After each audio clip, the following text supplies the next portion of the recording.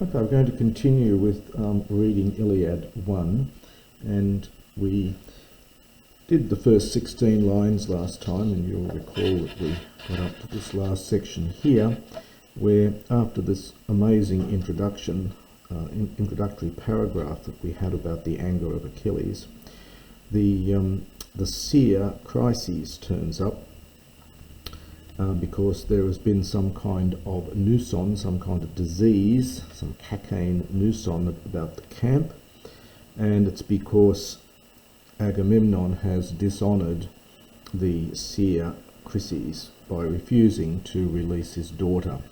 He comes planning to ransom his daughter and bringing boundless ransom, but he now is about to address the army and the sons of Atreus, and so here he says that he besought, he begged all the Achaeans, but especially the two sons of Atreus, another dual leaders of the people. So in the next section then, this is what he says in his address. He says, Atreidai. So this again is the sons of Atreus, and here this is plural rather than dual. The sons of Atreus, tekai, both and. So the sons of Atreus and the other well-grieved Achaeans. So a kinemis is a greave. It's a piece of metal, bronze, that went against to protect your legs, used as part of Homeric armour. So the other well-grieved Achaeans. And now we have an optative of wish, so we get a doyen. This is from the verb didomi. So doyen is the aorist optative from didomi, and here in the sense of grant. So may the gods grant to you, the gods in opposition to the theoi is the ekontes who hold, or perhaps we might say inhabit, the Olympian houses. This is an adjective here. So may the gods who inhabit the Olympian houses, may they grant to you, and on the next line here, ek persai, quite emphatic position here for that verb. This is from the verb ek pertho. Now, pertho is to sack, and the ek really strengthens that and reinforces it, to completely destroy the Polin, the city, Priamoio, of Priam. So we get this nice genitive in oio here. So we get a men and a debt to balance here. So may the gods grant this to you, to sack the city of Troy, and hikesthai, there's another infinitive, again dependent on this doyen, may they grant you to come well to home. This is oikadi, that de ending is that to, like Athanasdi, to Athens. Oikade, this is an epsilon elided here, to home. So may they grant you a safe return home, you could translate that. Now in the next line there's a variant reading here. I'm going to read what's here. This is lusaite. Other variants are lusai, to turn it into an aorist infinitive for imperative. Here it's an optative. It's a aorist optative, again of wish, like the doyen that we had here. But may you, and it's middle, so may you ransom for me, or to me, may you give to me in return for ransom, my pilain paida. Now, this word in later Greek means dear and so on, but in Homer it just often means one's own. So, and may you ransom to me my own child, my own paida, my own daughter. De, and now dekesthai is an infinitive, but you often get infinitives used for imperatives in Homer, so you've got to watch out for that.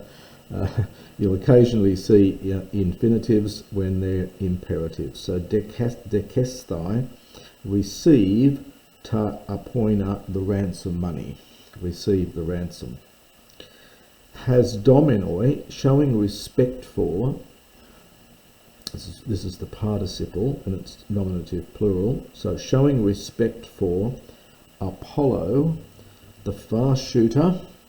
We saw that epithet earlier, and it's appropriate here because Apollo is shooting arrows which contain the nuson, the disease. So the far shooting Apollo, son of Zeus. And that's what he says to them.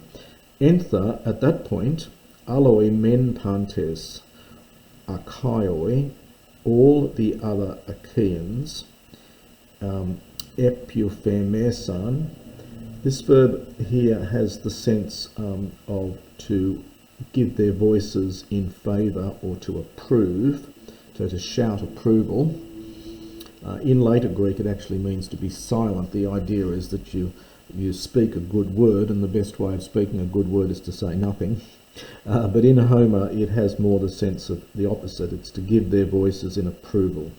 So all the other Achaeans at that point shouted approval, and we get a te and kai, both idesthai, infinitive, to show eidos, to show respect for the priest.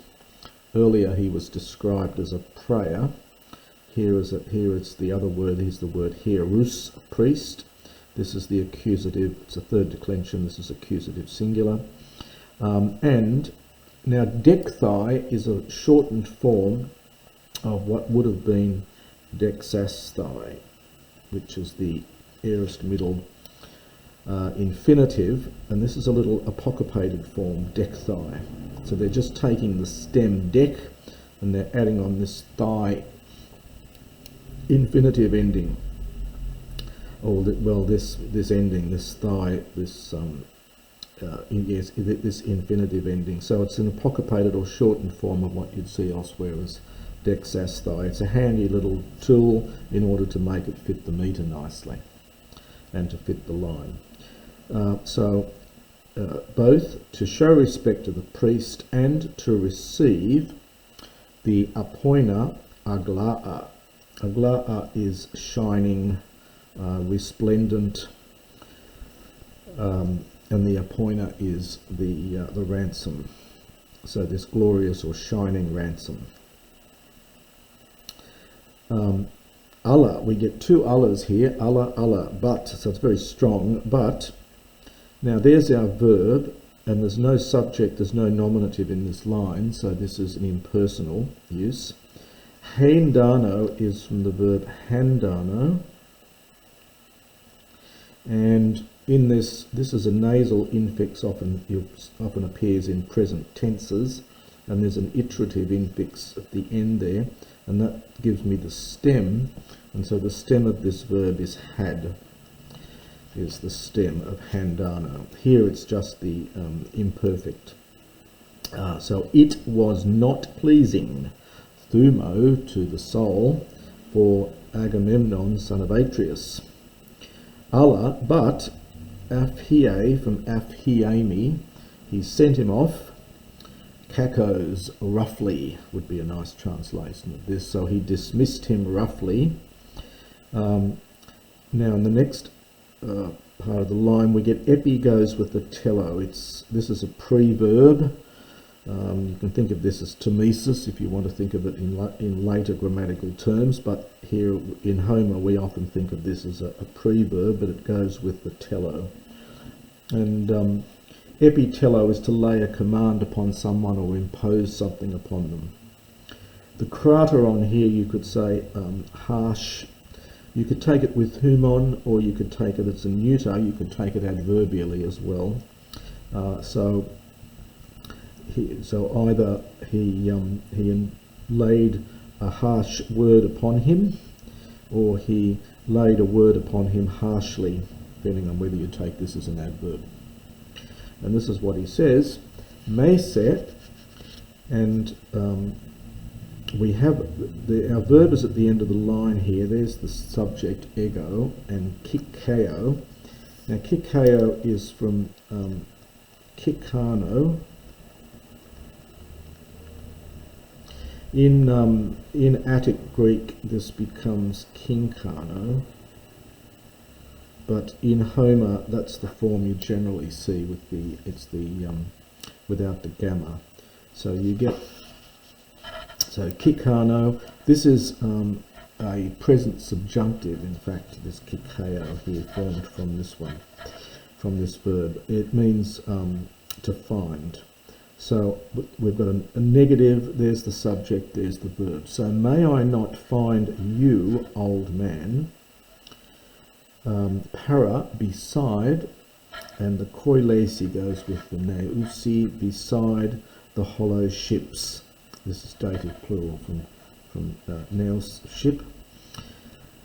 So may I not find you, old man, beside the hollow ships, either. Deithuno is to linger, to waste, to spend time, to hang around would be good here. Neither hanging around now, nor, so either hanging around now or coming again, husteron, later on. So I don't want to find you hanging around here causing trouble now or coming back to annoy me later. Lest, may, and our verb here is chrysmeo, and chrysmeo, so it's chrysmeo is the verb. It's a contracted verb. And this is subjunctive here.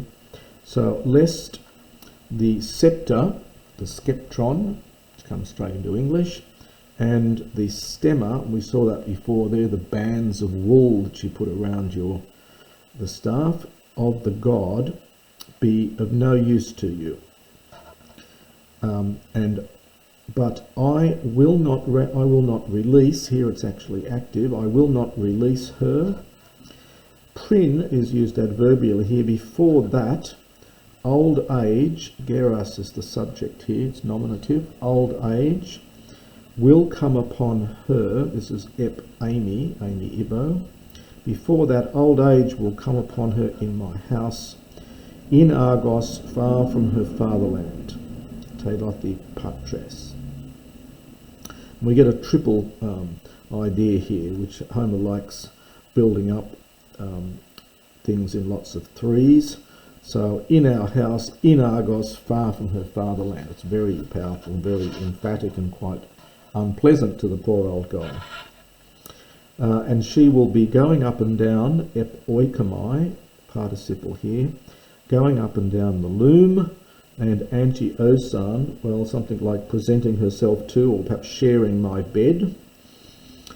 From anti-a-o is the verb. A-o and o-o verbs often, the a-o and the o-o often interchange in Homer. Al-ithi, this is the imperative from Amy Ibo, but go and do not irritate me, erethisdo, provoke or anger, annoy, irritate, so that, now ne-I is from ne-amai, and this is the subjunctive here. This is the present subjunctive. It's second person, so this form would have originally been something like ne-asai, and what's happened is the sigma then drops out